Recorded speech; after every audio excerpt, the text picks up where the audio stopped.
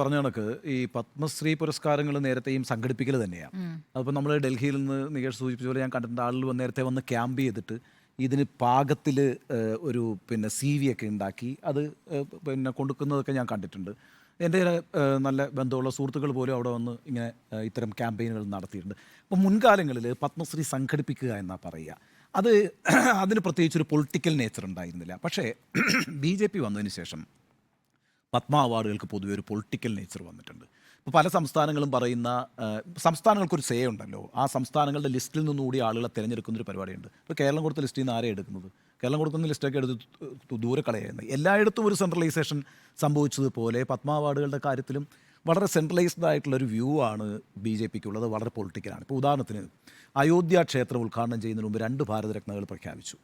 ഒന്ന് നരസിംഹറാവുവിന, 92 ഈ പള്ളി പൊളിക്കുന്നതിന് മുന്നിൽ കണ്ണടച്ച് നിന്ന പ്രധാനമന്ത്രിയാണ് നരസിംഹറാവു. കൃത്യമായി അദ്ദേഹത്തിന് ഭാരതരത്ന കൊടുത്തു. പിന്നെ പള്ളി പൊളിക്കുന്നതിന് നേതൃത്വം കൊടുത്ത LK അദ്വാനിക്ക് കൊടുത്തു. വളരെ പൊളിറ്റിക്കലാണ് ആ തീരുമാനം. പിന്നെ നേരത്തെ നികേഷ് ഇവിടെ സൂചിപ്പിച്ച പോലെ കർപ്പൂരി താക്കൂറിന് ഭാരതരത്ന കൊടുത്തുകൊണ്ട് നിതീഷ് കുമാറിന് വരാനൊരു വഴിയൊരുക്കുന്നു. RLDയെ പിടിക്കാനായിട്ട് ചരൺ സിംഗിന് ഭാരതരത്ന കൊടുക്കുന്നു. ഈ രീതിയിലാണ് ഇപ്പോൾ ഏറ്റവും ഒടുവിൽ ഇപ്പം ഞാൻ പറയാം, ഇപ്പം ഈ രാജ്യത്തിൻ്റെ സാംസ്കാരിക കലാരംഗങ്ങളിൽ RSSും സംഘപരിവാർ ശക്തികളും അഭിമുഖീകരിക്കുന്നൊരു ശൂന്യതയുണ്ട്. ആ ശൂന്യതയെ ഫില്ല് ചെയ്യുക എന്നുള്ളത് RSSൻ്റെ ഒരു നയമാണ്. അതിൻ്റെ ഭാഗമായിട്ടാണ് പത്മ അവാർഡൊക്കെ കൊടുത്തിട്ട് പത്മ അവാർഡ് വേണ്ടെന്നുള്ള ജ്ഞാനപീഠം വരെ അതെ അത്തരം കാര്യങ്ങളെല്ലാം നൽകിക്കൊണ്ട് ആളുകളെ ഇപ്പുറത്തോട്ട് പിടിച്ചിടുക എന്നുള്ളതാണ്. ഇപ്പം 2022 ഗുലാം നബി ആസാദിന് പത്മഭൂഷൺ കൊടുത്തു, പാർട്ടിയിൽ നിന്ന് പോയി ഗുലാം നബി ആസാദ്.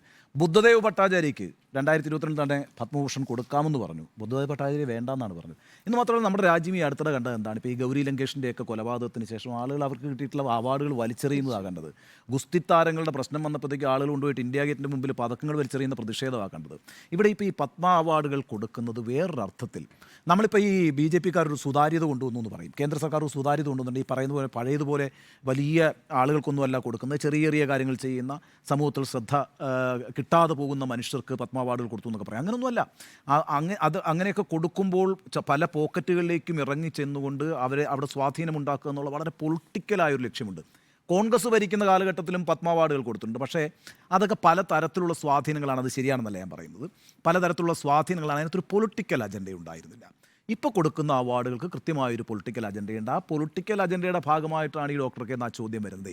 പത്മഭൂഷൺ വേണ്ടെന്ന് ചോദിക്കുന്ന ആ ചോദ്യം വരുന്നത് ഈ രാഷ്ട്രീയ അജണ്ട ഡോക്ടർക്ക് മനസ്സിലായിട്ടുണ്ട് എന്നുള്ളതാണ്. അപ്പോൾ ആ രീതിയിൽ ഈ RSSൻ്റെ ഒരു വലിയ നയമാണ്. ഇപ്പോൾ കങ്കണ റണൗട്ടിനൊക്കെ കൊടുക്കുന്നത് ബോളിവുഡിൽ അത്തരത്തിലുള്ള ഗ്രൂപ്പുകൾ ഉണ്ടാക്കുക. അങ്ങനെ എല്ലാ കലാമേഖലകളിലും സാഹിത്യ മേഖലകളിലുമൊക്കെ തങ്ങളോട് അനുഭാവമുള്ളവരെയും ഇനിയും ഒത്തുനിന്നാൽ സാധ്യതയുണ്ട് എന്ന് തോന്നിപ്പിക്കുന്ന തരത്തിൽ ഈ അവാർഡുകൾ ഉപയോഗിക്കാനുള്ള ഒരു പൊളിറ്റിക്കൽ അജണ്ടയുടെ ഭാഗമായിട്ടാണ് ഇതൊക്കെ നടക്കുന്നത്. ഏതായാലും അത്തരത്തിലുള്ളൊരു കാര്യത്തിനകത്ത് ഗോപിയാസാനെ പോലെ ഒരു മഹാനടൻ പെട്ടുപോയത് അങ്ങേയറ്റം ദുഃഖകരമാണ്. പക്ഷേ അദ്ദേഹത്തിൻ്റെ ഒരു ജെന്യൂൻനെസ്സിനെ നമ്മൾ അംഗീകരിച്ചേ പറ്റൂ.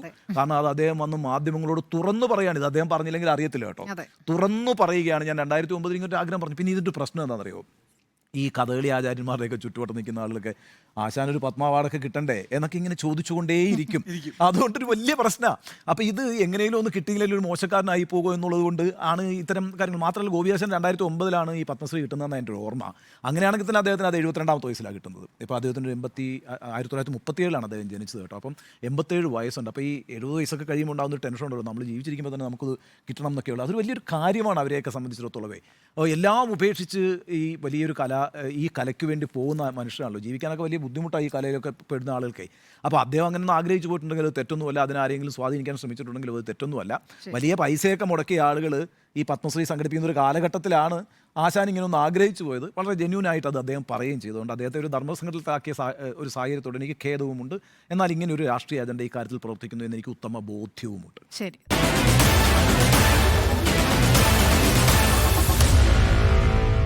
Meet the editors.